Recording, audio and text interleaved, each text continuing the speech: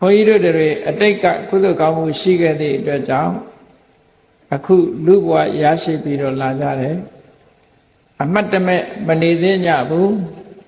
လူဘဝရတယ်ဆိုတာအတိတ်ကကုသိုလ်ကောင်းမှုရဲ့အကျိုးအနေနဲ့ရလာတာဖြစ်တယ်ကုသိုလ်ကောင်းမှုရဲ့အကျိုးကိုခံစားပြီးတော့အတိတ်ကိုမေ့ပြီးတော့ထားမယ်ကုသိုလ်တရားကိုမေ့ပြီးတော့ထားမယ်ဆိုရင်ဒီကုသိုလ်ကံစွမ်းအားတွေဟာတနေ့ကျတော့ကုန်သွားမှာနောက်ထပ်မဖြစ်ဘူးဆိုရင်ကုသိုလ်ကံစွမ်းအားတွေကုန်သွားပြီးတော့နောက်ဆုံးမှာကုသိုလ်တွေအရှိန်ကုန်တဲ့အခါမှာဖြစ်လာမှာကတော့အကုသိုလ်တွေပဲကုသိုလ်ကတားဆီးထားသည့်အတွက်ကြောင့်အကုသိုလ်တွေကအကျိုးမပေးနိုင်ဘူးဆိုပါစို့အဝတ္တမပူပြင်းတဲ့အရာဒီမှာပူပြင်းတဲ့နေရောင်ကိုတစ်ပင်ကနေပြီးတော့တားဆီးပေးထားသည့်အတွက်ကြောင့်တစ်ပင်အောက်ဝင်လိုက်လို့ရှိရင်အေးမြအဲ့ဒီတစ်ပင်ကြီးမရှိတော့ဘူးဆိုလို့ရှိရင်အပူခံရမှာအဲ့ဒါလိုပဲကုသိုလ်က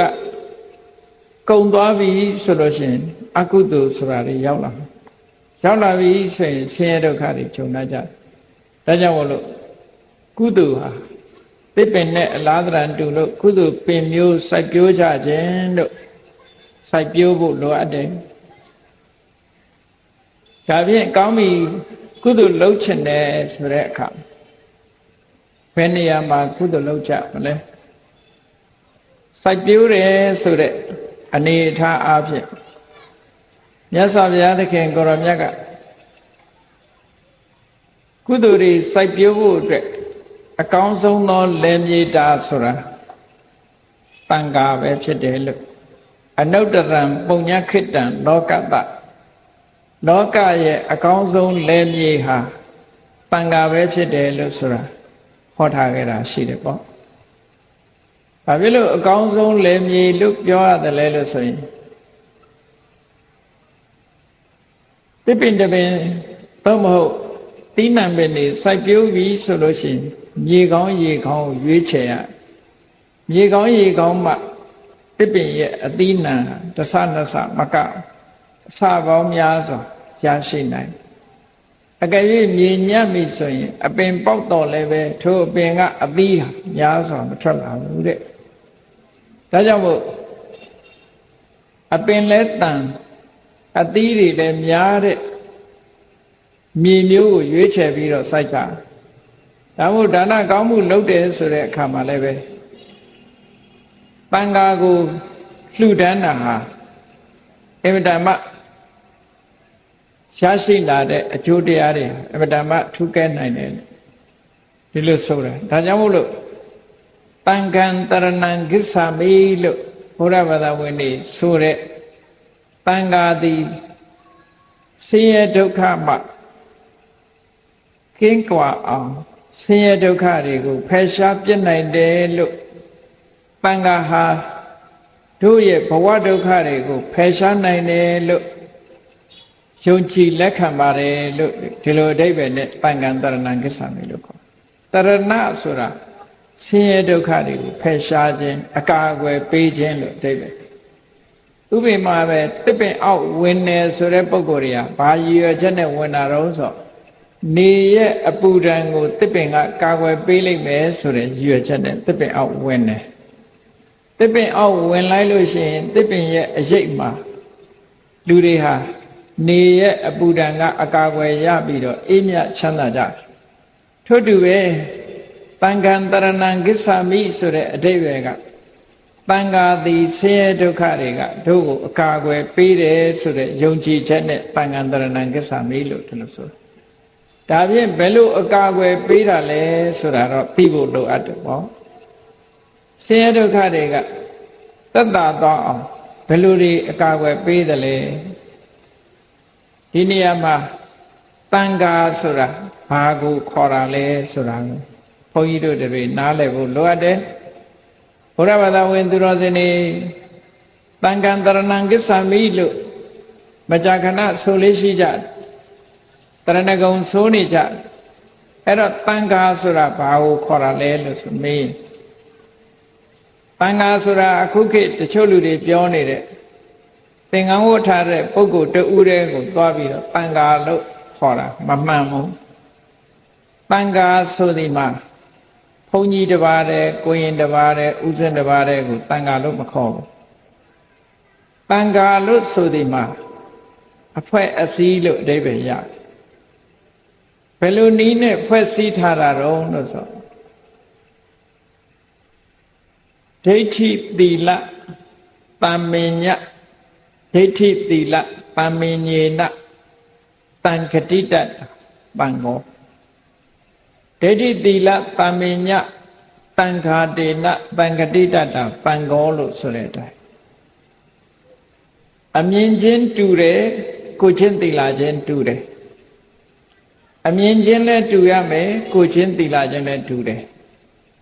အဲ့ဒီအမြင်ချင်းတူကိုချင်းသီလချင်းတူတဲ့ပုဂ္ဂိုလ်တွေရဲ့အဖွဲ့အစည်းကိုတန်ဃာလို့ဒီလိုပြောတယ်အဲ့ဒီတန်ဃာဟာတူးတဲ့ကိုတန်ဃာမခေါ်ဘူးဆိုတာကိုသတိထားဖို့လိုအပ်တယ်တန်ဃာဆိုတာအဖွဲ့အစည်းကြီးတစ်ခုလုံးကိုရည်ညွှန်းတယ်မြတ်စွာဘုရားသခင်ကိုရောမြတ်ဘုရားဖြစ်သူရောက်တဲ့အခါမှာ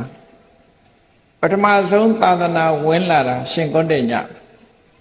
တူးရဲပဲရှိသေးတယ်ပြီးတဲ့အခါကျတော့ဝပ္ပမထေတို့ဗတ္တိယမထေမဟာနာမထေအတ္တစီမထေဆိုပြီးတော့ပစ္စဝဂီ၅ပါးဆင့်ငယ်သာသနာဝင်လာကြတဲ့အခါသာသနာမှာပထမဆုံးပစ္စဝဂီ၅ပါးဆိုတဲ့တန်ခါအဖွဲ့အစည်းတစ်ခုပေါ်လာခဲ့တယ်ပေါ့အဲ့တော့တန်ခါဆိုတဲ့အဖွဲ့အစည်းဟာဘယ်နှပါးရှိရတယ်လဲလို့ဆိုရင်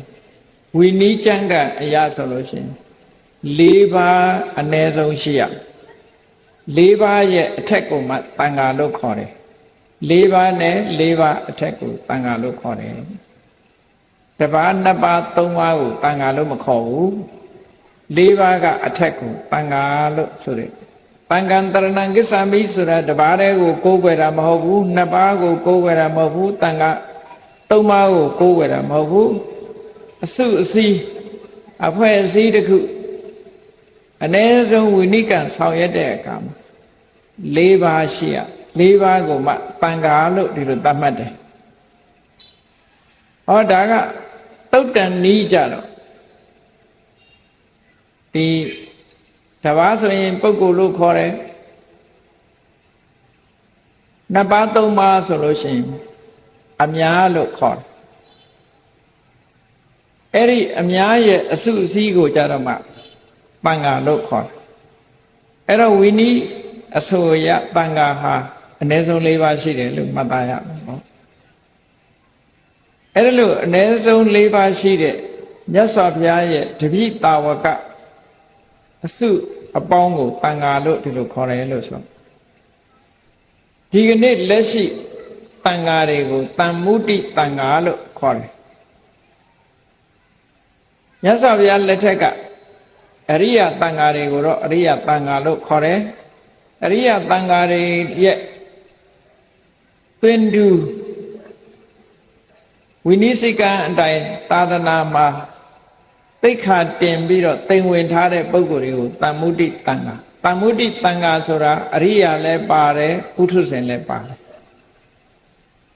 အဲ့ဒါလို့မြတ်စွာဘုရားရဲ့တပိတာဝကအပေါင်းဘိက္ခုယဟန်တော်လို့ဆိုတဲ့အရိယတာဝကအပေါင်းဒါတန်ခါလို့ခေါ်တယ်အမျိုးသမီးဘိက္ခုနီတွေရဲ့အပေါင်းကိုလည်းပဲတန်ခါလို့ပဲခေါ်တယ်အဲ့တော့ဘုရားလက်ထက်ကတော့ဘိက္ခုတန်ခါဘိက္ခုနီတန်ခါလို့တန်ခါဟာကိုချင်းသီလလည်းတူညီတယ်အမြင်ချင်းလည်းတူညီတယ်အဲ့ဒီပုဂ္ဂိုလ်မျိုးတွေကိုတန်ခါလို့ခေါ်တယ်အဲ့တော့တန်ခါဆိုတာတဦးတယောက်ကိုမခေါ်ဘူးလို့ဒီလိုပြောအဖွဲ့အစည်းရဲ့နာမည်အဲ့တော့ကုသိုလ်ကောင်းမှုပြုတဲ့အခါမှာတဦးတယောက်မှပြုတာတဲ့အဖွဲ့အစည်းကိုရည်ညွှန်းပြီးတော့လှူတာတန်းတာဟာပို့ပြီးတော့ကောင်းကျိုးချမ်းသာရစေနိုင်တယ်လို့ဒီလိုပြောတယ်နော်အဲ့ဒါကိုတတိထားဖို့တန်ခါကိုရည်ညွှန်းပြီးတော့လှူတယ်ဒီကနေ့လက်ရှိတန်ခါတွေရဲ့တန်ခါတွေအနေထားကနေပြီးတော့မြတ်စွာဘုရားလက်ထက်ကရှင်သာရိပုတ္တရာတို့ အစဆုံးတန်ခါဖြစ်လာတဲ့ပိဿဝဂီတို့အဲ့ဒီမထေရရဲ့အနွယ်အဆက်အဲ့ဒီတန်ခါတွေကိုပါဥတည်ချက်ထားပြီးတော့ကုသိုလ်ကောင်းမှုလုပ်မယ်ဆိုလို့ရှိရင်ကောင်းကျိုးချမ်းသာတွေဟာအမတန်မှများတယ်လို့မြတ်စွာဘုရားဘာဖြစ်လို့လဲဆိုအနုတ္တရံပုံညခိတံလောကတလောကရဲ့ကုသိုလ်ပင်မျိုးစိုက်ပျိုးဖို့ရအတွက်အကောင်းဆုံးကုသိုလ်မြေလွှာပဲလို့ဒီလိုဟောတာဘာဖြစ်လို့အကောင်းဆုံးလို့ပြောပြကိုယ်တိုင်ကိုယ်တွေ့ဒါနကောင်းမှုတွေဒါနပါရမီဖြည့်ဆည်းခဲ့တဲ့အချိန်မှာကိုချင်းသီလနဲ့ပြည့်စုံပြီးတော့ဒီလိုတန်ခါအဖွဲ့အစည်းကိုလှူနိုင်တဲ့ဘဝဆိုတာအဝတ္တမနည်းတယ်မလှူခဲ့ရတဲ့ဘဝတွေကများတယ်ဆိုပါစို့ဝေလာမပုံနာကြီးဖြစ်တဲ့အချိန်တုန်းကအကုန်အကျများစွာခံပြီးတော့သမယေချောင်းစည်းမြအလှူကြီးပေးခဲ့တော်လည်းပဲအလှူခံပုဂ္ဂိုလ်တွေဟာကိုချင်းသီလမရှိကြတဲ့တရဏဂုံမတည်ကြတဲ့တာမန်ပုဂ္ဂိုလ်တွေဖြစ်တယ်။ဘာနဲ့ဥပမာတူတုံးဆိုရင်အမတန်ကောင်းတဲ့မျိုးစေ့တွေကိုကြက်တီးကုန်းမြေကြီးပေါ်မှာကျဲချရတယ်လို့ပဲ။ဟောမြေဩဇာမရှိတဲ့တွေ့ချောက်နေတဲ့ကြက်တီးကုန်းမြေပေါ်မှာကျဲချလိုက်တဲ့မျိုးစေ့ဟာ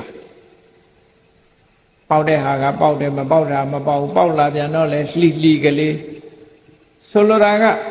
ကုသိုလ်မရဘူးလို့ပြောတာမဟုတ်ဘူးကုသိုလ်ရဖို့အမတန်မှနည်းသွားတယ်ဒီလိုဆိုလိုတာနော်တန်ခါအဖွဲ့အစည်းဆိုတဲ့မြေလွှာကြတော့အဲ့ဒီလိုမဖြစ်ဘူးတဲ့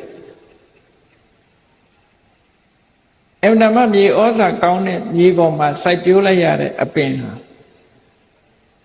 ဥပမာမဲ့လဲစဘာနဲ့ပြောမယ်ဆိုလို့ရှိရင်မြေမကောင်းတဲ့စီစိုက်လို့ရှိရင်တတင်းလောက်စိုက်လို့ရှိရင်10တင်းတို့15တင်းတို့တင်း50တို့ဒီလောက်ပဲထွက်မြေဩဇာကောင်းပြီဆိုရင်တင်း100ဆိုလိုတာကအစ100အစ1000ဒီလိုရနိုင်တာကိုပြောတယ်နော်အဲ့ဒါကြောင့်မို့လို့တန်ဃာတွေကြတော့အဝတ္တမမြတ်စွာဘုရားရဲ့တပိတာဝကအရိယတန်ဃာတွေတပိတာဝကအရိယတန်ဃာတွေဟာထူးခြားတဲ့ဂုံရီဂုံသွေးတွေရှိကြတယ်အပကနံပိကာရဏံဝိပုလဖလပฏิလာဘကရဏေနတံကောလို့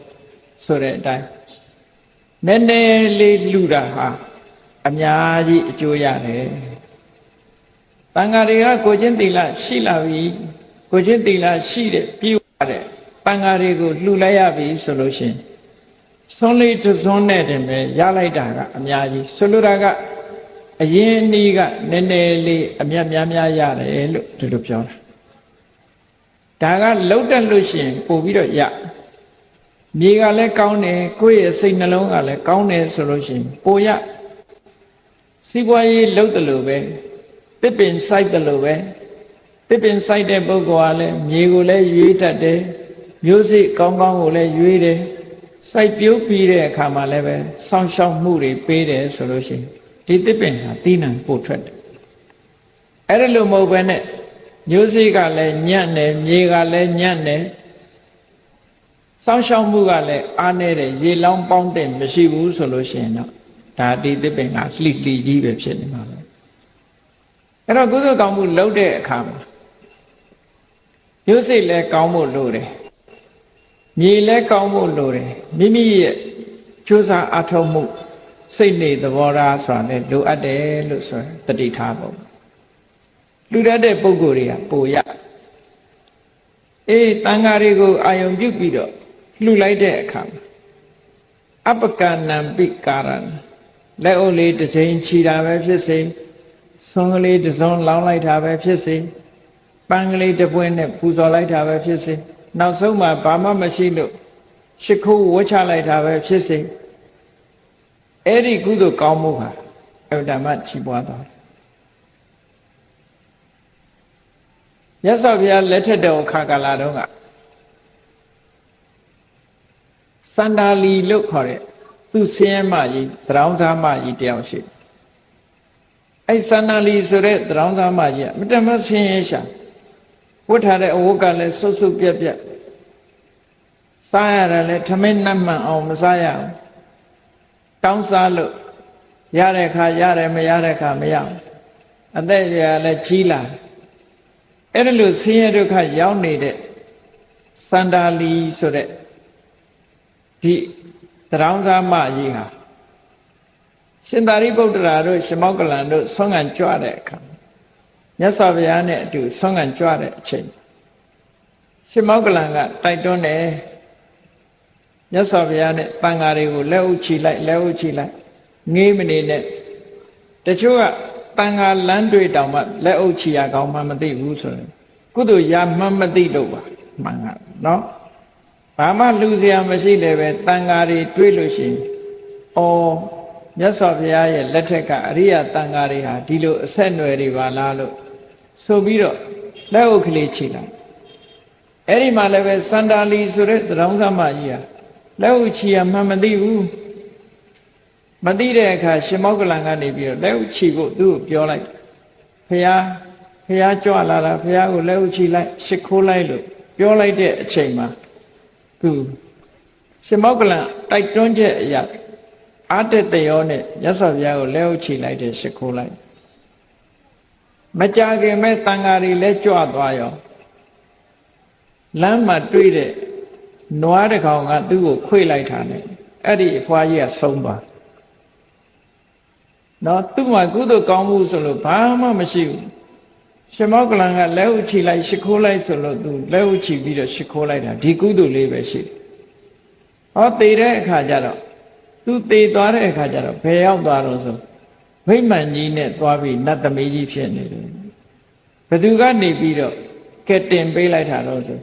မြတ်စွာဘုရားနဲ့တန်ဃာတွေကိုလက်ဥကလေးချီလိုက်တာလေးကဲတင်ပေးလိုက်တာဘလောက်ဆင်းရဲဒုက္ခတွေကတက်တာသွားတယ်စဉ်းစားကြည့်အဲ့တော့လောကကိုမမြင်ရတဲ့အခါကျတော့လူတွေကယုံကြည်မှယုံတာလေသို့တော့ကိုလှုပ်လိုက်တဲ့ကုသိုလ်ကောင်းမှုရဲ့အကျိုးကျေးဇူးဟာဒီလိုရှိတယ်ဆို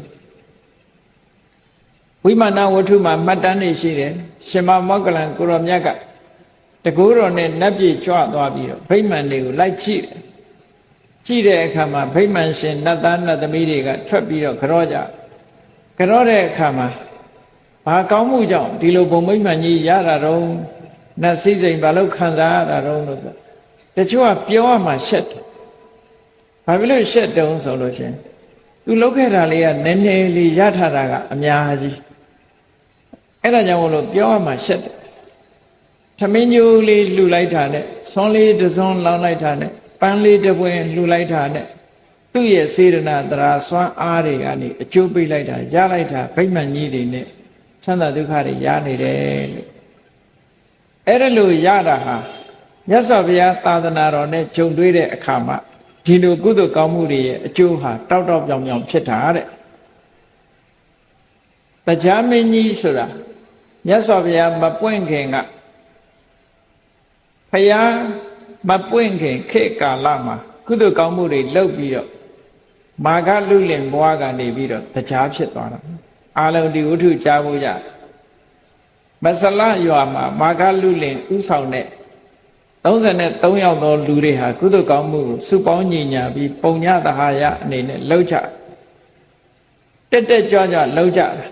အဲ့ဒါလိုကုသိုလ်ကောင်းမှုတွေလှုပ်ပြီးတော့သိတဲ့အခါမှာတရားဖြစ်ကြဒါကအဲ့ဒီအချိန်မှာတန်ခါဆိုတာမရှိဘူးနော်တာမန်ပဲလူမှုရေးတွေ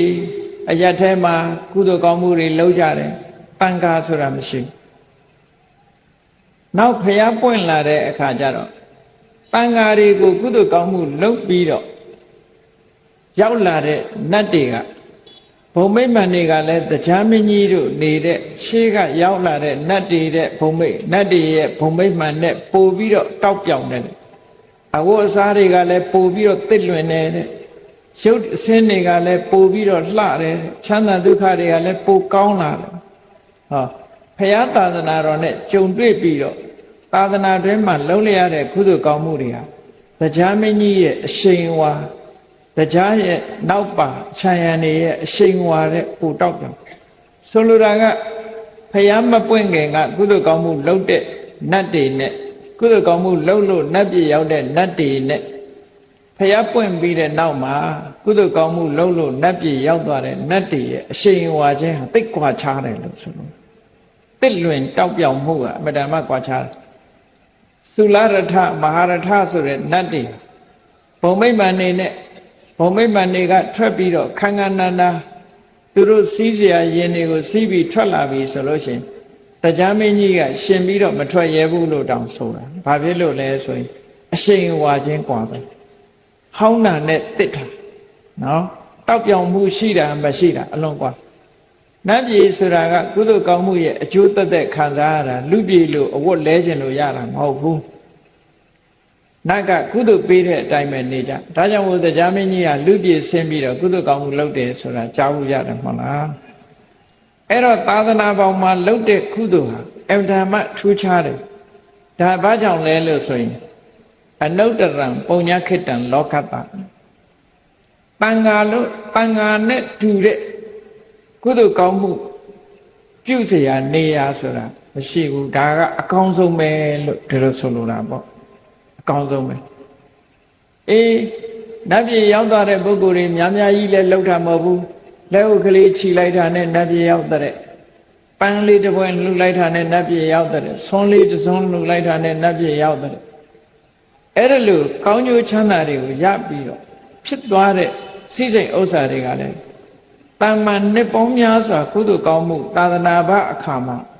ဝေလာမပုံနာကြီးတို့လိုအကြီးအကျယ်လှူဒန်းခဲ့တဲ့ပုဂ္ဂိုလ်တွေတဲ့အရှိန်အဝါပို့ပြီးတော့များနေတယ်ဒါဘာကြောင့်လို့ဆိုရင်မြေကောင်းလို့ဒီလိုပြောရမှာနော်လောကမှာလည်းပဲမြေကောင်းတဲ့နေရာစိုက်တာနဲ့မြေမကောင်းတဲ့နေရာစိုက်တာအမှန်တမ်းကွာကုသိုလ်ကောင်းမှုရဲ့အကျိုးကျေးဇူးလူတွေတဲ့နတ်တွေကပို့ပြီးတော့သိကြလူတွေကတော့ကုသိုလ်ကောင်းမှုရဲ့အကျိုးကျေးဇူးကိုသိပြီးတော့မသိကြဘူးမသိကြဘူးဆိုတာလူဘဝရလာတဲ့အခါမှာကံတရားအကြောင်းတော့ပြောကြပါရဲ့သို့တော့လူဘဝရောက်လာပြီဆိုရင်စာဝတ်နေရေးလုံးပန်းလို့ရလာတဲ့အချိန်လေးနဲ့ပျော်လို့ပါလို့ဒီလိုလှုပ်ရင်းနဲ့ဘဝတစ်ခုဟာအဆုံးသတ်သွားကြလူတွေမှာအဆုံးသတ်သွားတယ်ကြိုးစားမှကိုရတယ်ဆိုတဲ့အသိလေးနဲ့ဒီလိုနေကြသို့တော့နတ်ပြည်မှာကြတော့လုတ်ကင်စားတော့လို့ရတဲ့နေရာမဟုတ်ဘူး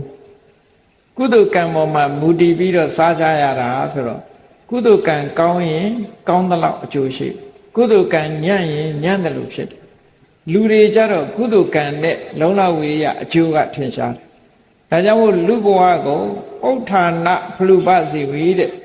လုံလဝိရိယဖြင့်မှီပြီးတော့အသက်မွေးရတဲ့ဘဝမျိုးဆိုတော့လူတွေဟာကိုကြိုးစားရင်ကိုရတယ်ဆိုတော့ကုသိုလ်ကံရဲ့အကျိုးကိုသိမသိဘူးနတ်တွေတော့မသိဘူးနတ်တွေကြတော့အဲ့ဒါလို့မဟုတ်ဘူးကမ္မဖလူပစီဝီအတိတ်ဘဝကလုပ်ခဲ့တဲ့ကံတရားရဲ့အကျိုးကိုခံစားပြီးတော့နတ်တွေကသိကြကံတက်ပေါ်မှာအမိပြုပြီးတော့အသက်မွေးကြရတာဆိုတော့ကုသိုလ်ကံရဲ့အကျိုးကိုပို့ပြီးတော့သိတတိထားမိတယ်ပေါ့လူတွေဒါကြောင့်မို့နတ်တွေဟာသူတို့တောင်းတဆုံးဘုံဘဝဟာဘယ်ဟာလဲလို့ဆိုရင်လူဘဝပဲလူဘဝကိုသိတောင်းတတယ်ဘာဖြစ်လို့တောင်းတလဲလူဘဝရမှကုသိုလ်ကောင်းမှုဆိုလုပ်ခွင့်ရနတ်ပြည်မှာရောကုသိုလ်ကောင်းမှုလုပ်လို့မရဘူးလားဆိုအမြဲတမ်းအခွင့်နည်းတယ်လို့ဒီလိုပြောလူပြည်မှာဒါနကောင်းမှုလုပ်ခြင်းလည်းရတယ်သီလဆောက်တည်ခြင်းလည်းရတယ်ကမ္မထံဘာဝနာပွားများလို့ရတယ်ဒါကြောင့်မို့လို့နတ်တွေကနေကြည့်လိုက်လို့ရှိရင်လူဘဝဟာရခဲ့တဲ့ဘဝတစ်ခုဖြစ်ရကုသိုလ်ကောင်းမှုတွေအများကြီးလုပ်နိုင်လို့သို့တော်လူတွေကလောက်ကြသလားလဲဆိုမလောက်ဘူးမိမိလျော်ရောနေကြတဲ့လူတွေကများတယ်ပေါ့ကုသိုလ်ကောင်းမှုလုပ်တဲ့ပုဂ္ဂိုလ်တွေသာလဲနတ်ပြည်နတ်ချမ်းသာကိုခံစားကြရတာဒါကြောင့်မို့လို့နတ်ပြည်ကနတ်တွေကလူဘုံကိုသူအတိဘုံလို့သတ်မှတ်ကြတယ်နတ်ပြည်ကနတ်တွေသိလို့ရှိရင်လူပြည်ကိုရောက်ဖို့သူတို့မှာစိတ်ဆန္ဒရှိကြဘာဖြစ်လို့လဲဆိုလူပြည်ရောက်လာတဲ့အခါမှာကုသိုလ်ကောင်းမှုတွေကိုထပ်လုပ်တယ်လုပ်ပြီးရင်နတ်ပြည်ကိုပြန်သွားကြတယ် ဒါကြောင့်မို့လို့လူပြေနေခြင်းလို့လာတာတော့မဟုတ်ဘူးနော်လူနဲ့နတ်နဲ့ဆိုဘလောက်ကွာခြားတယ်လဲလို့ဆိုလို့ရှိရင်လူတွေရဲ့အနံ့နတ်တွေကမခံနိုင်ဘူးတဲ့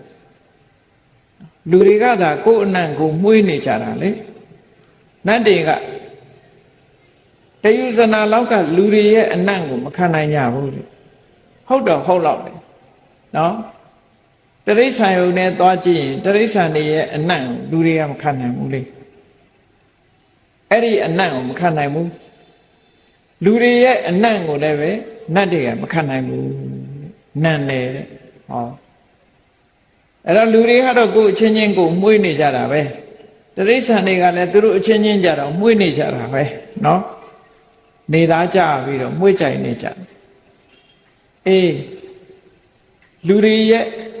ချမ်းသာဒုက္ခနဲ့နတ်တွေရဲ့ချမ်းသာဒုက္ခဆိုတာအလွန်တရာကွာခြားတယ်တဲ့အလွန်တရာကွာခြားပေမဲ့လို့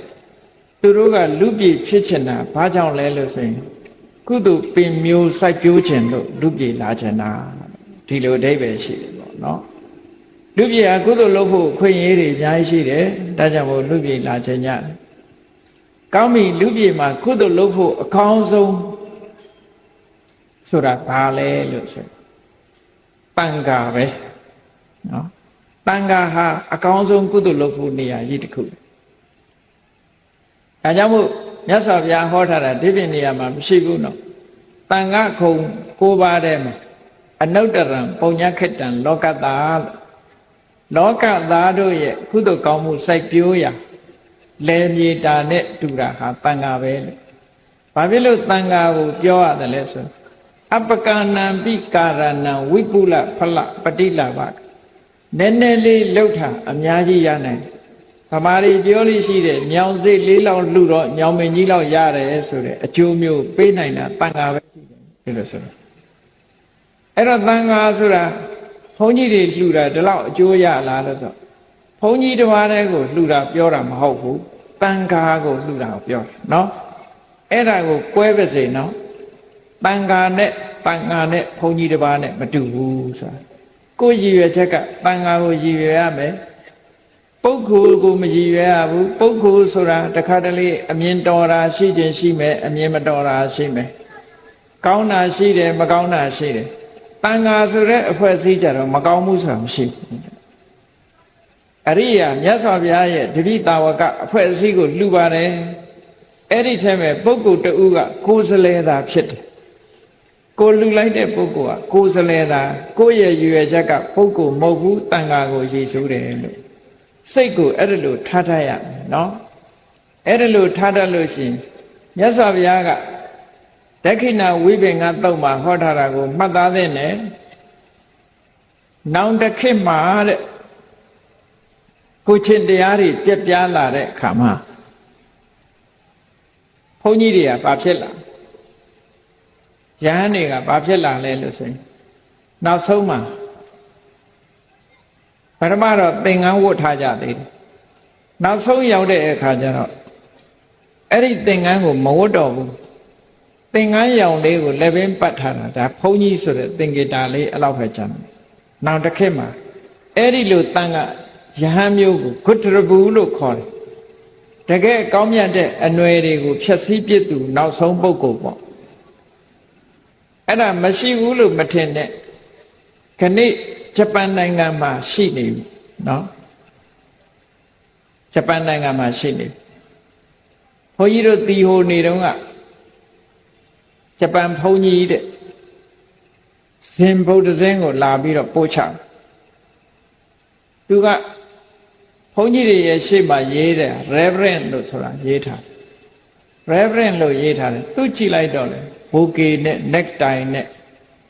နော်ဘောင်းမီရှည်နဲ့ဒီလိုလာတော့လူဝတ်ကြောင်မှတ်မဟုတ်ဘူးသူလိမ့်စာကတ်တို့သူအခန်းတို့ရေးထားတာကြည့်လိုက်တော့ Reverend လို့ရေးထားဟောဒါဘုန်းကြီးလားလို့ဆိုဟုတ်တယ်တဲ့ဘုန်းကြီးဂျပန်ဘုန်းကြီးနော်ဂျပန်ဘုန်းကြီးတဲ့အဲ့ဒီဂျပန်ဘုန်းကြီးကဇင်ဗုဒ္ဓဘာသာအကြောင်းကိုလာပြီးတော့ပို့ချတာအဲ့တော့ဘယ်ချိန်မှာဘုန်းကြီးအပင်ဆောင်တော့ဆိုလို့ရှိရင် ဘာသာရေးအခမ်းအနားတစ်ခုလုပ်တဲ့အခါကျတော့အပေါ်ကဝိယုံကြီးတစ်ခုခြုံပြီးတော့ဘုန်းကြီးအသွင်ဆောင်ဒီပြင်အချိန်မှာတော့သူကသားနဲ့မယားနဲ့နော်သားနဲ့မယားနဲ့နေတာဒါဂျပန်ပြည်မှာတကယ်ရှိနေပြီပေါ့အဲ့ဒီမှာဂျပန်ဘုန်းကြီးတစ်ပါးဆိုရင်ကိုရဆန်ကဂျပန်ဘုန်းကြီးတစ်ပါးဆိုလို့ဗမာနိုင်ငံကဗမာအမျိုးသမီးတယောက်နဲ့အိမ်တော်ကြပြီဟိုလွန်ခဲ့တဲ့2 နှစ်လောက်ကရန်ကုန်လာပြီးတော့သူအမျိုးသမီးကအလုံးလုံးအလှလှတဲ့အခါမှာအဲ့ဒီဂျပန်ဘုန်းကြီးလည်းပါလာဘာသာရေးခန္ဓာလုပ်တဲ့အခါတော့သင်္ကန်းတို့ဝိယုံခြုံလိုက်တယ်ဒီပြင်အချိန်ရောက်တဲ့အခါကျတော့ပစိုးနဲ့အင်ကြီးနဲ့လူဝတ်ကြောင်နဲ့နေတယ်ဟောအဲ့ဒါမျိုးဟာမြတ်စွာဘုရားဟောခဲ့တဲ့ခုတ္တရဘူးဆိုတဲ့ယဟန်မျိုးဖြစ်သွားတယ်ပေါ့အဲ့ဒီမြတ်စွာဘုရားကဘယ်လိုဟောခဲ့တော့ဆိုအဲ့ဒါလို့ခုတ္တရဘူးဆိုတဲ့ယဟန်မျိုးခေတ်ရောက်လာတဲ့အခါမှာတဲ့တန်ဃာကိုရည်စူးပြီးတော့လှူမယ်ဆိုလို့ရှိရင်တောင်မှပဲကောင်းကျိုးချမ်းသာတွေအများကြီးရနိုင်ပါသေးတယ်လို့မြတ်စွာဘုရားဟောခဲ့တယ်နော်လှူတာကသူ့ကိုလှူတာမဟုတ်ဘူးတန်ဃာကိုရည်စူးရမှာနော်ကိုယ့်ရဲ့ရည်စူးချက်ကတန်ဃာကိုရည်စူးရမှာအဲ့ဒါလို့ရည်စူးတတ်ပါစေပုဂ္ဂိုလ်တယောက်အနေထိုင်မတတ်တာနဲ့မပြစ်မှားရအောင်တန်ဃာကိုရည်စူးရကိုရည်စူးတာဒါကတန်ဃာဆိုတာမြတ်စွာဘုရားရဲ့တပိဋကဝကအစဉ်အဆက်ကလာခဲ့တဲ့အဖွဲ့အစည်းတစ်ခုရည်ညွှန်းတာအေးကောင်းပြီတန်ဃာဆိုတာတန်ဃာဆိုတဲ့အဖွဲ့အစည်းထဲမှာဆိုလို့ရှိရင်ပြည့်စုံရမယ့်အင်္ဂါရပ်တွေကတော့ဘာတွေလဲလို့ဆိုရင်အလုံးသိတဲ့အတိုင်းသုပ္ပတိပန္နောဘဂဝတောတာဝကတန်ဃောတာဝကတန်ဃာဆိုတာမြတ်စွာဘုရားတပည့်ရဲ့အစုအဝေးအဖွဲ့အစည်းဒီလိုဆိုလို့ဘုရားရဲ့တပည့်လို့နာမည်ခံထားရင်အဲ့ဒီထဲကအဖွဲ့ဝင်လောကမှာအခုလည်းဘာအသင်းညာအသင်းဆိုတာရှိတယ်မဟုတ်လားအခုလည်းဆုံးလောင်းသင်းတို့ဘာလို့ဆိုတာရှိတာပဲလေအဲ့ဒီအသင်းဆိုတာတယောက်တည်းကိုခေါ်တာမဟုတ်ဘူးအဖွဲ့အစည်းကိုခေါ်တယ်အဲ့ဒါလိုပဲတန်ဃာဆိုတာအဖွဲ့အစည်းကိုခေါ်တယ်မြတ်စွာဘုရားရဲ့တပည့်အသင်းဝင်အဲ့ဒီအသင်းဝင်ဆိုတဲ့အခါမှာကောင်းတာလည်းရှိတယ်မကောင်းတာလည်းရှိဒါဟာပုဂ္ဂိုလ်နဲ့ဆိုင်အသင်းနဲ့မဆိုင်เนาะအဲဒါကြောင့်မို့အဲ့ဒါကိုခွဲခြားပြီးတော့မြင်ထားရမမြင်လို့ရှိရင်လုံးပြီးတော့ပြောမိတတ်တယ်အဲ့ဒါမှားတယ်ပေါ့လုံးပြီးပြောရင်ကိုယ်မှအပြစ်ဖြစ်လုံးပြောเสียမလိုဘူးဗမာစကားတွေလည်းပြောတယ်မဟုတ်လားခြေမမကောင်းခြေမလက်မမကောင်းလက်မလို့ဆိုမကောင်းတာကပုဂ္ဂိုလ်နဲ့ဆိုင်တယ်တန်ခါနဲ့မဆိုင်တန်ခါနဲ့မဆိုင်အေးဒါကြောင့်မို့လို့မြတ်စွာဘုရားရဲ့တပိတာဝကဆိုတာသုပ္ပတိပန္နမဂ္ဂင်၈ပါးအကျင့်တရားမှန်မှန်ကန်ကန်ကျင့်မဂ္ဂင်၈ပါးအကျင့်တရားဆိုတာဘာလဲပြောမယ်ဆိုသီလသမာဓိပညာသမ္မာဝါစာသမ္မာကမ္မန္တသမ္မာအာဇီဝဆိုတာသီလသမ္မာဝါယာမသမ္မာတတိသမ္မာသမာဓိကသမာဓိသမ္မာဒိဋ္ဌိသမ္မာသင်္ကပ္ပကပညာလို့ဟောသီလသမာဓိပညာသိက္ခာ၃ရပ်အကျင့်မြတ်ကိုကောင်းမွန်စွာကျင့်တယ်လို့ကျင့်နေစေပုဂ္ဂိုလ်တွေကိုသုပ္ပတိပန္နာလို့ဒီလိုခေါ်တယ်မြတ်စွာဘုရားတပည့်သားဆိုလို့ရှိရင်သာသနာပေါင်းဝင်လိုက်ကြတဲ့ကကိုချင်းသီလဆောက်တရားကိုချင်းသီလမရှိဘဲနဲ့တပည့်သားမဖြစ်ဘူးကြည့်လေခုနတော့ကပိဋကတရားနာတော့မယ်ဆိုလို့ရှိရင်ငါးပါးသီလဆောက်တည်လိုက်ကြငါးပါးသီလဆောက်တည်ထားတဲ့အခုပိဋကဟာငါးပါးသီလပြည့်စုံနေတဲ့ပိဋကပဲလူတိုင်းမေးကြည့်ဒီချိန်မှာငါးပါးသီလဘယ်သူမှမချိုးဖောက်ဘူးဆောက်တည်ထားတဲ့ငါးပါးသီလပြည့်ပြည့်စုံစုံရှိနေကြသီလရှိနေကြအဲ့ဒါလိုပဲသာသနာပေါင်းဝင်ပြီးတော့ယဟန်တစ်ပါးသာသနာပေါင်းရောက်လာတာနဲ့တပြိုင်နက်သီလပြည့်စုံသွားအဲ့ဒီပြည့်စုံသွားတဲ့သီလဟာယဟန်တော်တွေမှာပါရာဇိကသိက္ခာပုဒ်၄ခုမကျူးလွန်မဖောက်ပြက်အေးသမျှကာလပတ်လုံးယဟန်ဘဝမဆုံးရှုံးသေးဘူးသူကဒီလိုဆိုလိုတာပေါ့နော်မဆုံးရှုံးသေးတော့ယဟန်ဆိုတဲ့အဖြစ်ကသူ့အယုတ်သိမ်းမခံရသေးဘူးပေါ့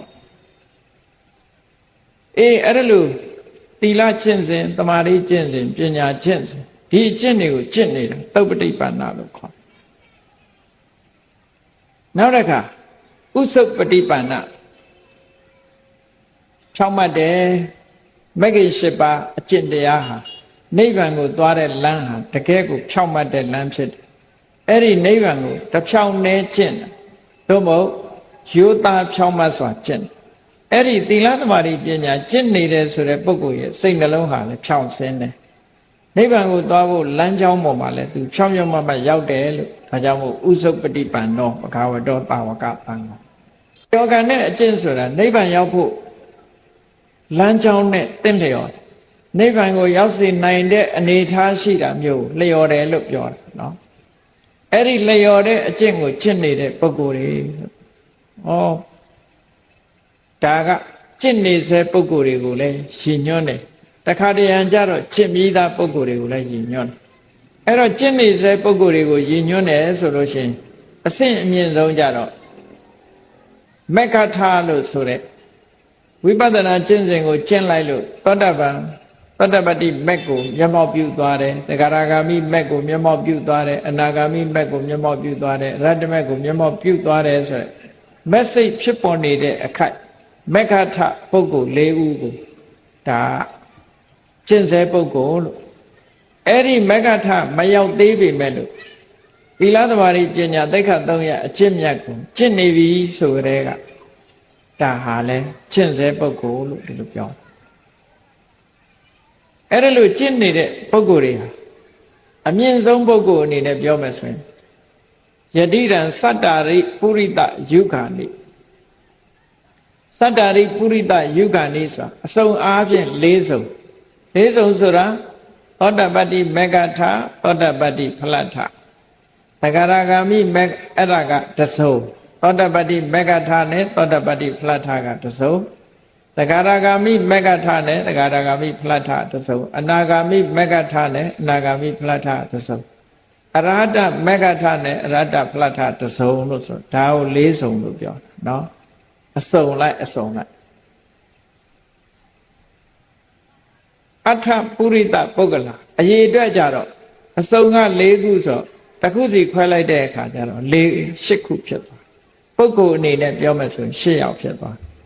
သောတပတ္တိမေဃထပုဂ္ဂိုလ်တဂရသောတပတ္တိဖလထပုဂ္ဂိုလ်2ယောက်တဂရဂါမိမေဃထပုဂ္ဂိုလ်တရဝမိဖလထပုဂ္ဂိုလ်2ယောက်အနာဂါမိမေဃထပုဂ္ဂိုလ်အနာဂါမိဖလထပုဂ္ဂိုလ်2ယောက်အရဟတမေဃထပုဂ္ဂိုလ်အရဟတဖလထပုဂ္ဂိုလ်လို့ဆို8ယောက်ဖြစ်အဲ့ဒါဟာလမ်းဆုံးမြတ်စွာဘုရားသခင်ကိုရောမြတ်ရဲ့ဟောကြားတော်မူခဲ့တဲ့ကျင့်စဉ်တွေကိုပေါက်ပေါက်ရောက်ရောက်ကျင့်သွားတဲ့ပုဂ္ဂိုလ်တွေအရိယာပုဂ္ဂိုလ်လို့ခေါ်တယ်အဲ့ဒီအရိယာအဖြစ်ရောက်သွားတဲ့ပုဂ္ဂိုလ်တွေဟာဘာလဲလို့ဆိုအာဟုနေယောအာဟုနဆိုတာအဝေးကနေယူလာတာဒီပစ္စည်းတစ်ခုကအနီးကမဟုတ်ဆိုပါစို့မြစ်ကြီးနားကနန္ဒသီးကိုယူလာပြီးတော့ဒီမှာလှူတယ်သို့မဟုတ်နိုင်ငံခြားကယူလာတဲ့ပစ္စည်းကိုလှူတယ်အဲ့ဒါလို့ဝေးလံတဲ့အယတ္တိတတွေကယူလာတဲ့ပစ္စည်းမျိုးဟာယူလာတဲ့ပုဂ္ဂိုလ်ကမုံမုံမြတ်မြတ်ထားတဲ့ပစ္စည်းမျိုးတွေအဲ့ဒါလို့အဝေးကယူလာတဲ့ပစ္စည်းမျိုးကိုခံထိုက်အောင်ကိုချင်းတရားကောင်းတဲ့ပုဂ္ဂိုလ်ဆိုတာဘာလို့လဲဆိုရင်တန်ဃာပဲအဝေးကပင်ပင်ပန်းပန်းသဲလာတဲ့ပစ္စည်းတွေကိုအလူခံလိုက်တယ်ဘာဖြစ်လို့အလူခံလိုက်တော့လှူလိုက်တဲ့ပုဂ္ဂိုလ်ဟာကောင်းကျိုးချမ်းသာတွေပစ္စည်းတန်ဖိုးတဲ့မြောက်များသောအကျိုးတရားတွေကိုရမှာဖြစ်တဲ့အတွက်ကြောင့်ဒီပုဂ္ဂိုလ်ဟာအဲ့ဒီအဝေးကယူလာတဲ့ပစ္စည်းတွေနဲ့ထိုက်တန်သူလို့ဒီလိုအဓိပ္ပာယ်ရပါဟုနေယဆိုတာအိမ်တိုင်းမှာဧည့်သည်လာရင်ကျွေးဖို့ဆိုပြီးတော့ထားလေးရှိကြတယ်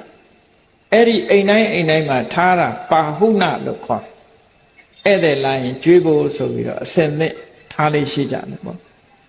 အဲ့ဒီလိုပစ္စည်းမျိုးကိုလည်းပဲဒီတန်ဃာတွေကိုလှူလို့ကောင်းကျိုးချမ်းသာတွေများစွာရနိုင်တာဖြစ်သောကြောင့်ဒီဧည့်သည်အတွက်ထားတဲ့ပစ္စည်းကိုလည်းလက်ခံတိုက်တဲ့ပုဂ္ဂိုလ်တွေဟာတန်ဃာတွေပဲလို့ဒီလိုမြတ်စွာဘုရားကခေါ်တယ်နော်နောက်တစ်ခုကဒက္ခိဏေယောဒက္ခိဏဆိုတာတစုံတစ်ခုကိုရည်စူးပြီးတော့လှူတာဆိုပါစို့အမေမရှိတော့လို့အဖေမရှိတော့လို့ဆွေမျိုးသားချင်းတွေက ဘဝတစ်ပါးပြောင်းသွားတဲ့ပုဂ္ဂိုလ်တွေကိုရည်စူးပြီးတော့ကုသိုလ်လုပ်ခြင်းနဲ့သူတို့အတွက်ကောင်းကျိုးချမ်းသာတွေကိုရစေခြင်းနဲ့ဆိုရင်တန်ဃာကိုလှူအဲ့ကြတန်ဃာလှူပြီးတော့ရည်စူးအမျှဝေလိုက်လို့ရှိရင်ထိုပုဂ္ဂိုလ်စီကောင်းကျိုးချမ်းသာတွေရပါနိုင်တယ်ဒက္ခိဏဆိုတဲ့အလှမျိုးကိုထိုက်တန်တာလဲဒီပုဂ္ဂိုလ်တွေပဲလို့ဒီလိုဆိုတယ်လောကမှာကိုရခြင်းနဲ့ဖြစ်ခြင်းတဲ့ကိစ္စတစ်ခုအောင်မြင်ဖြစ်ဖို့အတွက်ခေတ္တလောကတာလို့ဟောဒီလိုအလုံးလူတိုင်းရနေတဲ့တန်ခါကုံဆိုတာဘာတွေလုံးသိမ့်တယ်ဆိုတာကိုဖော်ပြထားတာပဲအဲ့ဒီဖော်ပြထားတဲ့အတိုင်းသဘောပေါက်နားလည်ထားလို့ရှိရင်လောကမှာလူဖြစ်လာတဲ့ပုဂ္ဂိုလ်တွေဟာတန်ခါနဲ့ဆက်ပြီးတော့ကိုယ့်ဖို့မှာကုသိုလ်တွေကြီးပဲရကြမှာပေါ့အဲ့ဒါလို့တန်ခါနဲ့ဆက်ပြီးတော့ကုသိုလ်ကောင်းမှုတွေတို့တွေဖြစ်အောင်ကြိုးစားမှသာလဲလူဘဝရကြိုးသာသနာတော်နဲ့တွေ့ရခြင်းအကျိုးတွေရှားချိချမှာလို့ဒီလိုသဘောပေါက်ဖို့လိုအပ်တာပေါ့နော်အေးဒါကြောင့်မို့တန်ခါကုံကိုအာယုံပြုပြီးတော့ကုသိုလ်ကောင်းမှုလုပ်တယ်ကိုယ်စိတ်ထဲမှာမကြည်ညိုစရာပုဂ္ဂိုလ်ကိုတွေ့တဲ့အခါဘယ်လိုနှလုံးထားရမကြည်ညိုစရာပုဂ္ဂိုလ်တွေ့လို့ရှိဘယ်လိုနှလုံးထားနိုင်တော့ဆိုမြတ်စွာဘုရားသခင်ကိုရောမြတ်သာသနာပေါင်းဝင်ပြီးတော့ဖရာတစ်ပြက်ခံထားတယ်သူ့ရဲ့တဏ္ဍမှာတရားဓမ္မမကိန်းသေးလို့ဒီလိုအနေထားမျိုးရှိတာမြတ်စွာဘုရားဟောတဲ့တရားဓမ္မတွေကိန်းသွားလို့ရှိရင်ဒီလိုနေမှာမဟုတ်ဘူးအရိယာတန်ဃာတွေဆိုလို့ရှိရင်အမတန်မှမွန်မြတ်မှာပဲလို့ဆိုပြီးတော့အရိယာတန်ဃာကိုရည်စူးပြီးတော့ကိုယ်ကကုသိုလ်ကောင်းမှုလုပ်လို့ရကိုယ့်အတွက်အရှုံးမရှိဘူးနော်ကိုယ့်အတွက်အရှုံးမရှိစိတ်ထားတတ်ရင်မြတ်တယ်ဆိုတဲ့စကားရှိစိတ်ထားတတ်ဖို့လိုအပ်တယ်အဲ့တော့တခုကုသိုလ်ကောင်းမှုလုပ်တိုင်းဟာဒီပုဂ္ဂိုလ်ကိုမရွေးချယ်ရဘူးဒီလိုမဟုတ်ဘူးတန်ခိကဒါနဆိုတာကြတော့ပုဂ္ဂိုလ်ရွေးချယ်မလိုတော့နော်တန်ခိကဒါနတန်ဃာတွေအားလုံးကိုရည်စူးတယ်ဆိုရင်ဘယ်သူပဲလာဘုရင်လေးတစ်ပါးပဲဖြစ်တန်ဃာကနေလွတ်လိုက်လို့ရှိရင်ဒါတန်ခိကဒါနပဲတန်ဃာကိုကိုယ်အားရည်စူးပြီးတော့လှူတာလာတဲ့ပုဂ္ဂိုလ်ကတန်ဃာရဲ့ကိုယ်စလဲတာဖြစ်တယ်လို့စိတ်ထဲမှာထားအဲ့ဒါလို့လုပ်ပြီးတော့လှူနိုင်မယ်ဆိုလို့ရှိရင်ကိုယ့်အတွက်အမှန်တမ်းမွန်မြတ်တယ်ကဲကောင်းပြီအလှူဒါနလုပ်ပြီးဆိုတဲ့အခါမှာအရေးကြီးဆုံးက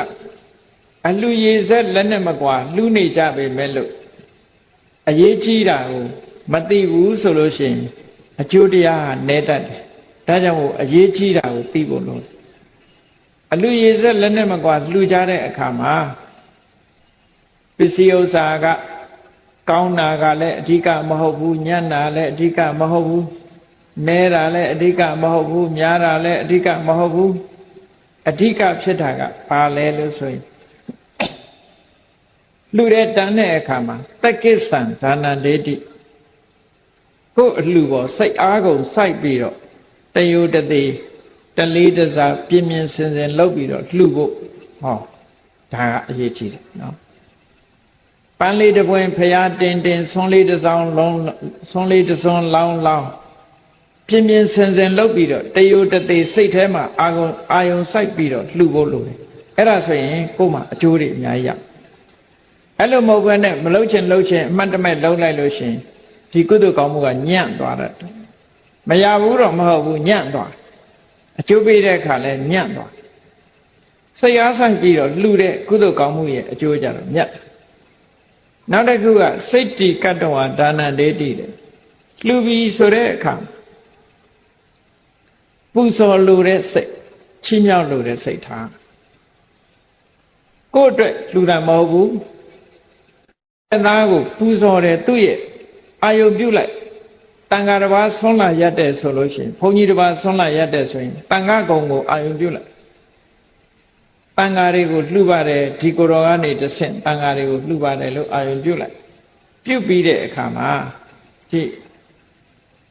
တန်ဃာတွေရဲ့တဏ္ဍာမှာရှိတဲ့သီလကိုပူဇော်ပါတယ်တမာတိကိုပူဇော်ပါတယ်ပညာကိုပူဇော်ပါတယ်ဆိုပြီးတော့ဆောင်းလေးတစ်စောင်းလောင်းလိုက် စိတ်ကြည်ကတ္တဝါဒါနံဒိဋ္ဌိဒီကိုယ်တော်စာကျက်ထားတယ်ဆိုလို့ရှိရင်မြတ်စွာဘုရားတရားတော်တွေသူသိတယ်မြတ်စွာဘုရားတရားတော်တွေကိုငါပူဇော်ပါတယ်လို့ဆိုပြီးတော့လှူလိုက်စိတ်ကြည်ကတ္တဝါဒါနံဒိဋ္ဌိလှူတဲ့လက်တောင်းကြလို့ရှိရင်ရယူတဲ့လက်ဖြစ်တယ်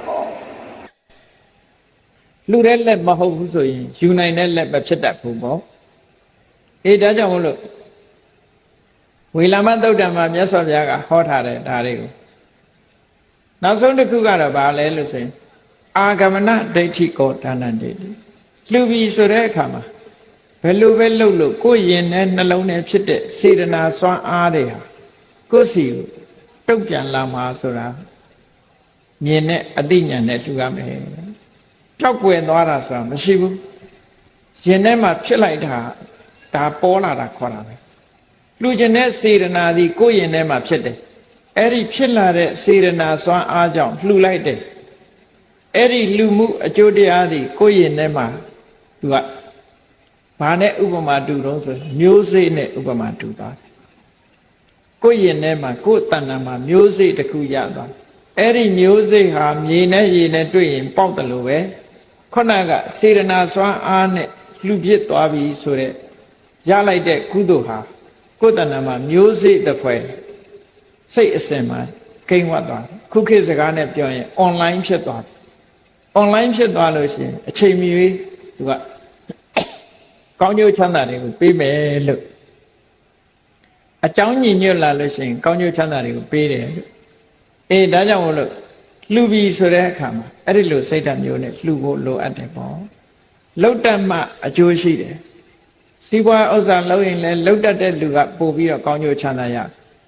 မလှုပ်တတ်တဲ့ပုဂ္ဂိုလ်ကကောင်းကျိုးချမ်းသာမရဘူးနည်းတယ်တခါတည်းရန်ကုသိုလ်လုပ်နေပေမဲ့လို့အကုသိုလ်တွေဖြစ်တတ်သေးတယ်တတိထားဖို့ရကုသိုလ်လုပ်နေတဲ့အချိန်မှာကိုယ့်ရဲ့စိတ်ထဲမှာကုသိုလ်ပဲဖြစ်အောင်ကြိုးစားအကုသိုလ်ပဲဖြစ်စေဘုံဆုံးလောင်းနေတဲ့အချိန်မှာကိုမကြိုက်တဲ့အမူအရာတွေနဲ့ကိုမကြည်ညိုစရာစိတ်ထဲမှာပေါ်လာတာကိုတွားပြီးတော့ကဲ့ရဲ့ပြစ်တင်ပြီးတော့ဒီရှုပ်ချတဲ့စိတ်တွေအကုသိုလ်တွေဝင်ရင်ဘယ်သူအကုသိုလ်ဖြစ်တယ်ဆိုကိုယ်ပဲအကုသိုလ်ဖြစ်သွားစိတ်ထားတတ်ဖို့လိုတယ်ပေါ့ဒါကအမတန်မှအရေးကြီးတာစိတ်ထားတတ်ရင်ကိုယ်ကမြတ်သွားနောက်သံဃာတွေကိုရည်စူးထားတဲ့ပစ္စည်းတွေနဲ့ပတ်သက်တဲ့အခါမှာလည်းပဲသံဃာတွေကိုရည်စူးထားတဲ့ပစ္စည်းဟာသံဃာတွေနဲ့သက်ဆိုင်မလူရသေးပေမဲ့လို့သံဃာကိုရည်စူးထားပြီးဆိုတဲ့အခါမှာကိုကအလေးတစ်ခုဂရုစိုက်ဖို့လိုအပ်တယ်ပေါ့နော်ရှင်းတော့ကတန်ဃာတွေရည်စူးထားတဲ့ပစ္စည်းတွေကိုစားဥစားပြစားမိတဲ့ပုဂ္ဂိုလ်တွေဟာပြိတ္တဘဝရောက်သွားတတ်ကြတယ်ဒါမျိုးလည်းရှိတတ်သေးတယ်နော်အမှန်တမ်းတတိထားရတယ်ပေါ့တန်ဃာဆိုတာကိုရည်စူးလိုက်ပြီဆိုလို့ရှိရင်ဒီတန်ဃာတွေအတွက်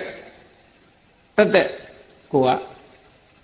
စိတ်ထဲမှာထားပြီဆိုလို့ရှိရင်ကုသိုလ်ကောင်းမှုကအများကြီးဖြစ်လာအဲ့တော့လူတွေမှာကုသိုလ်ရဖို့အတွက်အလှူခံပုဂ္ဂိုလ်ကလည်းအရေးကြီးတာမှန်တယ်လှူတဲ့ပုဂ္ဂိုလ်ကလည်းအရေးကြီးတာမှန်တယ်အဲ့ဒီလိုမှန်တဲ့နှစ်ခုတည်းမှာအလှူခံပုဂ္ဂိုလ်လည်းအရေးကြီးတယ်လှူတဲ့ပုဂ္ဂိုလ်လည်းအရေးကြီးတယ်ဆိုရင်ကဲထပ်ပြီးတော့ရွေးရင်သူတို့နှစ်ဦးဟာဘယ်သူကပိုအရေးကြီးတယ်လဲဆိုတာစဉ်းစားဖို့လိုအပ်တယ်ပေါ့အလှူခံပုဂ္ဂိုလ်ကပိုအရေးကြီးတာလားလှူတဲ့ပုဂ္ဂိုလ်ကပိုအရေးကြီးတာလားလို့ပြန်ပြီးတော့ကြည့်လိုက်လို့ရှင်အဖြေကိုရှာရင်ဘယ်လိုရှာမလို့ဆိုရင်ဒါနကုသိုလ်သည်အလှူခံပုဂ္ဂိုလ်မှာဖြစ်တာလားလှူတဲ့အလှူရှင်မှာဖြစ်တာလား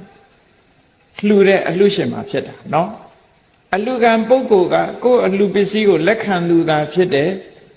အာယုံပြုเสียအနေနဲ့သာဖြစ်တာဒီကုသိုလ်စိတ်ကဘု து တဏ္ဍမှာဖြစ်တာတော့ဆိုလှူတဲ့လူရဲ့တဏ္ဍမှာဖြစ်တယ်အဲ့တော့လှူတဲ့လူရဲ့တဏ္ဍမှာဖြစ်သည့်အတွက်ကြောင့်လှူတဲ့လူရဲ့တဏ္ဍစေတနာစွမ်းအားကြီးလို့ရှိရင်ဒီကုသိုလ်ရဲ့အကျိုးဟာကြီးတာဒါကြောင့်မို့လို့အထက်ကရာမှာရှင်းထားတာမှတ်သားစရာတစ်ခုရှိတယ်တချို့ကမြင့်မြတ်တဲ့ပုဂ္ဂိုလ်သွားလှူလိုက်ရင်အကျိုးတွေမြတ်မယ်မဟုတ်ဘူးလားဟုတ်တယ်ဟုတ်တယ်လားဟုတ်တယ်အရေးကြီးဆုံးကတော့ အလှကံပုဂ္ဂိုလ်တဲ့အရေးကြီးတာလှူတဲ့လူကအရေးကြီးတယ်။ဘာကြောင့်အရေးကြီးတာတော့ကုသိုလ်သည်သူ့ယင်ထဲမှာဖြစ်တာအလှကံပုဂ္ဂိုလ်ရဲ့ယင်ထဲမှာဖြစ်တာမဟုတ်ဘူး။အဲ့ဒါကိုဥပမာတစ်ခုအထက်ကရာဆရာကဥပမာပေးပြီးနားလည်အောင်ပြောထားတဲ့စကားတစ်ခုရှိတယ်။မြတ်စွာဘုရားကရှင်သာရိပုတ္တရာကိုလှူတဲ့အလှူဒါကတစ်ခုရှင်သာရိပုတ္တရာကမြတ်စွာဘုရားကိုလှူတဲ့အလှူဒါကတစ်ခုမြတ်စွာဘုရားနဲ့မြတ်စွာဘုရားကရှင်သာရိပုတ္တရာကိုလှူတယ်ဆိုရင်အလှရှင်ကမြတ်ပြီးတော့အလှကံကညက်တစ်ဆင့်နေသွားဟုတ်ကဲ့လားတခါရှင်သာရိပုတ္တရာကမြတ်စွာဘုရားကိုလှူရင်အလှကံပုဂ္ဂိုလ်ကမြတ်နေပြီးတော့လှူတဲ့ပုဂ္ဂိုလ်ကတစ်ဆင့်နေသွားအဲ့ဒီအလှနှစ်ခုဟာတမန်အားဖြင့်ကြည့်မယ်ဆိုရင်ရှင်သာရိပုတ္တရာကမြတ်စွာဘုရားကိုလှူတယ်ဆိုတော့ဘုရားလှူရတာအကောင်းဆုံးပဲလို့တွေးမယ်ဆိုလို့ရှိရင်ရှင်သာရိပုတ္တရာအလှကပိုမြတ်လိမ့်မယ်လို့ဒီလိုပြောကောင်းပြောလိုက်အလှကံပုဂ္ဂိုလ်ဘက်ကကြည့်မဟုတ်ဘူးအဖြေမှန်ကြတော့ဘယ်လိုထုတ်တုံဆိုရင်မြတ်စွာဘုရားကရှင်သာရိပုတ္တရာကိုလှူတာပိုမြတ်တယ်ဘာဖြစ်လို့ဒါနကုသိုလ်ကဘုရားတဏ္ဍာမှာဆိုပါတော့ဖြစ်เสียကအလှကံပုဂ္ဂိုလ်မှာဖြစ်တာမဟုတ်ဘူးအလှဝေးပုဂ္ဂိုလ်မှာဖြစ်တာဒီလိုဆိုတာဟုတ်ကဲ့အဲ့တော့ရိုးရိုးလေးစဉ်းစားလိုက်ရင်ကိုသိတယ်ဒါနကုသိုလ်သည်ဘု து တဏ္ဍာမှာဖြစ်တာတော့ဆိုလို့ရှိရင်လှူတဲ့ပုဂ္ဂိုလ်ရဲ့တဏ္ဍာမှာဖြစ်တာအလှကံပုဂ္ဂိုလ်ရဲ့တဏ္ဍာမှာဖြစ်တာမဟုတ်ဘူးအဲ့ဒါကြောင့်မို့လို့လှူတဲ့ပုဂ္ဂိုလ်ရဲ့စိတ်ဓာတ်ကပိုအရေးကြီးတယ်လို့ဒီလိုတွေ့ရအဲ့တော့ဒါနကောင်းမှုလုပ်တိုင်းလုပ်တိုင်းဒါကြောင့်မို့မြတ်စွာဘုရားကတက္ကိစ္ဆံဒါနံဒေတိတလေးတစားလှူမိဖို့အရေးကြီးတယ်စိတ်တိကတ္တဝဒါနံဒေတိပူဇော်လိုတဲ့စိတ်နဲ့လှူဖို့အရေးကြီးတယ်ပဟတ္ထဒါနံဒေတိကိုယ်လက်နဲ့လှူဖို့အရေးကြီးတယ်အာဂမနဒိဋ္ဌိကိုဒါနံဒေတိတဲ့လှူတဲ့အလှူရဲ့အကျိုးဟာရောက်လာမှာလို့ဆိုတာကိုယုံကြည်ချက်နဲ့သိမြင်တဲ့အသိဉာဏ်နဲ့လှူဖို့အရေးကြီးတယ်ဆိုတာဒါအဓိကအဲ့ဒီမှာတစ်ခုထည့်ထားတာတော့အနပဝိတံဒါနံဒိဋ္ဌိစွန့်ပစ်တဲ့အနေနဲ့တော့မလှူရဘူးလို့ဒီလိုပြောတာဒါမယုံမသိလှူတဲ့အဓိပ္ပာယ်ကိုပြောတာနော်စွန့်ပစ်တဲ့ပစ္စည်းအဲ့ဒါမျိုးမဖြစ်စေရဘူးလို့အဲ့တော့ဘယ်ရာပဲဖြစ်ဖြစ်စီးပွားရေးလှုပ်တာပဲဖြစ်ဖြစ်ကုသိုလ်ရေးလှုပ်တာပဲဖြစ်ဖြစ်စနစ်တကျလှုပ်တတ်လို့ရှိရင်ကောင်းကျိုးချမ်းသာတွေရစနစ်တကျမလှုပ်တတ်လို့ရှိရင်ဒါအလေအလွင့်လို့ညံ့သွားတာတို့ဒါကတော့ဖြစ်မှာပဲဘယ်ကိစ္စဖြစ်ညံ့သွားမှာပဲအညံ့နေနဲ့ရောသွားရင်ညံ့သွားမှာပဲကိုယ်စိတ်ထဲမှာအကုသိုလ်ဖြစ်သွားရင်ညံ့သွားမှာပဲဒါကြောင့်မို့လို့ကုသိုလ်ကောင်းမှုလုပ်တဲ့အခါမှာဒီကုသိုလ်နဲ့ပတ်သက်ပြီးတော့ရှေ့နောက်ဟာသူကကုသိုလ်ခြံရံပြီးတော့လုပ်ရမယ်လို့ဒီလိုပြောတာကုသိုလ်ခြံရံပြီးလုပ်တယ်ဆိုတာဘယ်လိုဟာကိုဆိုတာတော့ဆိုလို့ရှိရင်နော်လူတွေရဲ့စိတ်ဆိုတာကုသိုလ်ဖြစ်လိုက်အကုသိုလ်ဖြစ်လိုက်တော့ရှိတာပေါ့ရှိပေမဲ့လို့ကြည့်ကိုကအလှူဒန်းတစ်ခုလုပ်တယ်အဲ့ဒီအလှူဒန်းမလုပ်ခင်ကလည်းပဲဒီအလှူဒန်းနဲ့ပတ်သက်ပြီးတော့ကုသိုလ်စိတ်တွေဖြစ်တယ်ဒါနဲ့ပတ်သက်ပြီးမလှူခင်ကလည်းကုသိုလ်စိတ်တွေဖြစ်လှူနေတဲ့အချိန်မှာလည်းကုသိုလ်စိတ်ဖြစ်တယ်လှူပြီးတော့နောက်ပိုင်းမှာလည်းပဲကုသိုလ်စိတ်တွေပဲဖြစ်ရအဲ့တခါတည်းအဲ့လိုမဟုတ်ဘဲနဲ့ဒီအလှနဲ့ပတ်သက်ပြီးတော့မလှူခင်ကလည်းဒီအလှပေါ်မှာအမြင်မကြည်လင်တဲ့အကုသိုလ်ဖြစ်တယ်လှူပြီးတဲ့နောက်မှာလည်းပဲအမြင်မကြည်လင်တဲ့အကုသိုလ်ဖြစ်တယ်ဆိုရင်အကုသိုလ်နှစ်ခုကခြံထားလိုက်တာဒီအလှနဲ့ပတ်သက်ပြီးတော့စိတ်ထဲမှာရှေ့ပိုင်းကလည်းအကုသိုလ်ဖြစ်တယ်နောက်လည်းအကုသိုလ်ဖြစ်တယ်ဆိုရင်ဩမကကုသိုလ်လို့ခေါ်တယ်အောက်တန်းကျသွားဒီကုသိုလ်ကညံ့သွားဒီလိုဆိုလိုတာပေါ့အဲ့တော့ကုသိုလ်ကောင်းမှုလှုပ်တိုင်းလှုပ်တိုင်းရှေ့ကလည်းကုသိုလ်နောက်ကလည်းကုသိုလ်ဖြစ်ဖို့ဒီကုသိုလ်နဲ့ပတ်သက်တဲ့ကုသိုလ်ကိုပြောစိတ်ရှေ့ကလည်းပဲစိတ်ထားမွန်မြတ်နေရမယ်နောက်ကလည်းပဲစိတ်ထားမွန်မြတ်နေရမယ်ဆိုလိုတာကဒီစေတနာသုံးဏညီရတယ်ဆိုတာပုပ္ပေဝဒါနာသူမနောမလူခင်ကလည်းစိတ်ကဒီအလူနဲ့ပတ်သက်ပြီးဒီကောင်းမှုနဲ့ပတ်သက်ပြီးစိတ်ကကျေနပ်ပြီးတော့နှစ်သက်နေတယ် တဒံစိတ်တံပတာတွေလူနေတဲ့အချိန်မှာလဲစိတ်ကသရာနဲ့ကြည်နူးနေတယ်ဓတ္တဝါအတ္တမနောလှူပြီးတဲ့နောက်မှလည်းပဲဝမ်းသာနေရဒီကုသိုလ်နဲ့ပတ်သက်ဟောအဲ့ဒါလို့သုံးမျိုးသုံးစားညီအောင်လုပ်နိုင်ပြီဆိုလို့ရှိရင်အဲ့ဒီကုသိုလ်ဟာပြည့်ပြည့်စုံတဲ့ကုသိုလ်ဖြစ်တယ်ကောင်းကျိုးချမ်းသာအပြည့်အဝရတယ်လို့ဒီလိုခေါ်တာနော်အပြည့်အဝမရဘူးဆိုတဲ့ပုဂ္ဂိုလ်တွေဟာတခုခုချုပ်ရင်းသွားလို့နောက်ဆုံးမှာအပရစေရနာပြတ်တယ်ဆိုတဲ့အခါမှာအင်တန်မှဒုက္ခရောက်ဒီကနေ့ခေတ်မှာလည်းရှိတယ်အပရစေရနာပြတ်သွားလို့ရှိရင်ချမ်းသာပါတယ်ဒါပေမဲ့မသုံးရဘူးရတော့ရတယ်ကုသိုလ်ကောင်းမှုလုံးလို့ပစ္စည်းဥစ္စာတွေရတယ်ဒါပေမဲ့သုံးစွဲခြင်းနဲ့စိတ်မရှိမြတ်စွာဘုရားလက်ထက်တုန်းကတာဝတိပြည်မှာတထေးကြီးတယောက်ရှိတယ်သူကတဘွားနဲ့မကဘူးခုနှစ်ဘွားတထေးဖြစ်တယ်ဘာဖြစ်လို့တထေးဖြစ်တုံးဆိုတကရတိခိဆိုတဲ့ပိစိကဗုဒ္ဓကိုဆွမ်းလောင်းဖို့သူကပြောခဲ့တယ်သူမိသားစုကိုဒီပိစိကဗုဒ္ဓကိုဆွမ်းလောင်းလိုက်ပါလို့ဆိုပြောသွားနောက်ဆွမ်းလောင်းပြီးတဲ့အခါမှာပိစိကဗုဒ္ဓရဲ့တပိတ်ကိုဖွင့်ကြည့်တဲ့အခါဟိုတထေးကတော်ကြီးကသရတရားကောင်းတော့အမှန်တမ်းကောင်းတဲ့ဆွမ်းကိုလောင်းတဲ့အခါမှာသူသရတရားမထိန်နိုင်စိတ်ထဲမှာကွက်သွားဒါလောက်ကောင်းတာကြီးကိုလောင်းလိုက်ရမလားပေါ့နော်ငါအိမ်ကအလုသမားတွေဒါတွေကျွေးလိုက်ရရင်ဥပါတိုင်းခိုင်းလို့ရမှာပဲဆိုတော့စိတ်သွားပေါ်သွားအဲ့ဒီလိုစိတ်ကွက်သွားတဲ့အတွက်ကြောင့်ဆွမ်းလောင်းခိုင်းလိုက်တဲ့ကုသိုလ်ကြောင့်သူကခုနှစ်ဘဝပစ္စည်းဥစ္စာချမ်းသာတဲ့တထေးဖြစ်တယ်စိတ်ကွက်သွားတဲ့အတွက်ကြောင့်ချမ်းသာတဲ့များပစ္စည်းဥစ္စာတွေ तू မသုံးရဘူးဆိုတာသုံးညင်စိတ်ကိုမရှိတာပိုင်တော့ပိုင်တယ်မသုံးရဘုန်းကြီးတို့ဒီမန္တလေးမှာလည်းပဲတထေးဖြစ်ပြီးတော့ဆင်းရဲသားလို့နေသွားတာတွေရှိတယ်နော်ဆင်းရဲသားတွေနေသွားတာရှိတယ်မသုံးရမစွဲရနဲ့ဒီလိုဖြစ်သွား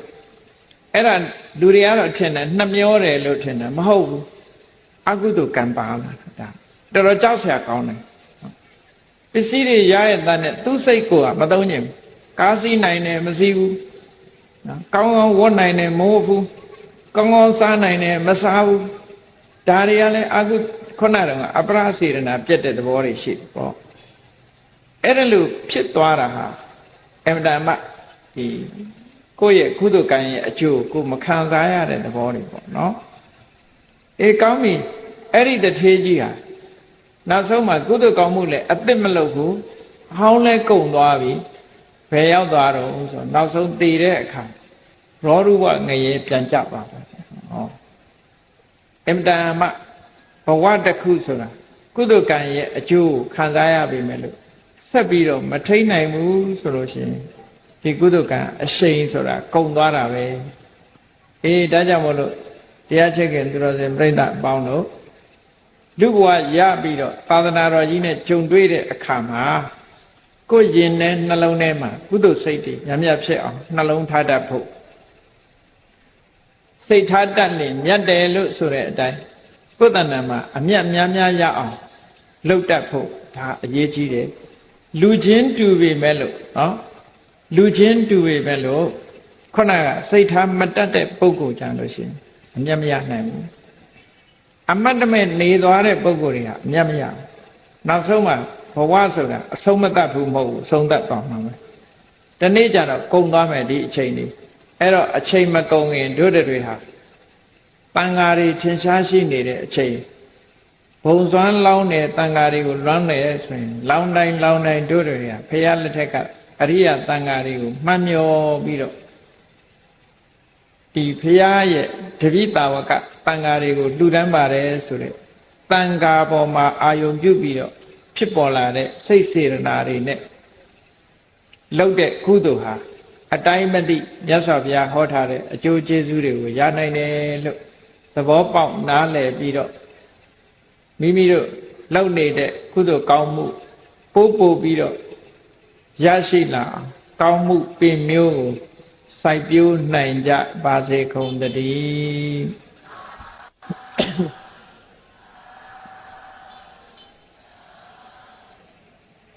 ကဲမေတ္တာပို့ရအောင်တတ္တဝါများစွာ ဘေးရန်ကွာချမ်းသာကြပါစေတတ္တဝါများစွာဘေးရန်ကွာချမ်းသာကြပါစေမေတ္တာရေချမ်းသုံးငါးဖြံငြိမ်းချမ်းကြပါစေမေတ္တာရေချမ်းသုံးငါးဖြံငြိမ်းချမ်းကြပါစေသက်ရှိချမ်းသာစိတ်ချမ်းသာတို့ရဆန္ဒပြည့်ပါစေသက်ရှိချမ်းသာစိတ်ချမ်းသာတို့ရဆန္ဒပြည့်ပါစေဖုံလန္တာဒုက္ခပင်ကစားမေတ္တာပုံနေဟိတုသင်္ကမမနောတရတိတဗေတံဘဝယန္တုဒုက္ခန္တကမေတ္တာပုံနေဟိတုသင်္ကမစုပေါင်းပုတ်အပ်မေတ္တာတဟုရောင်ပြူပါဝင်းငွေလာမင်းနှင့်ရောင်ခြင်းရှဲယုံပေါင်းဆောင်ရအခြင်းကြောင့်သဗ္ဗေတံကျွေးမဲ့ဥတ္တုံလုံးစုံများစွာတတ္တဝါတို့ဤမနောတရတိမြင်မြဖြူစင်အေးကြည်လင်းသည့်ရေစဉ်ပြည်တင်းစိတ်နှလုံးတည်ဟုသောရေအိုင်ကြီးအတွင်၌ဒုက္ခပင်ကသာစင်ထာဝရအေးမြจิตာတာယာပွင့်လန်းချမ်းသာဒုက္ခအတိဟုသောကုမုဒ္ဒရာကြာပန်တို့သည်ဖုံလန္တာဝန္တာရွှင်မြူဝုမုံလူလျက်ကြည်နူးဝဲကြုံဖူးပွင့်ကြကုန်သည်ဖြစ်၍ဒုက္ခန္တကလေအောင်လေတဲ့ရောရှက်သင်ပြန့်ပိတိတိဟုသောယနံတို့သည်ဘဝယန္တုကောင်းစွာမဲ့သွေကြိုင်လိုက်၍နေကြပါစေကုန်သတည်း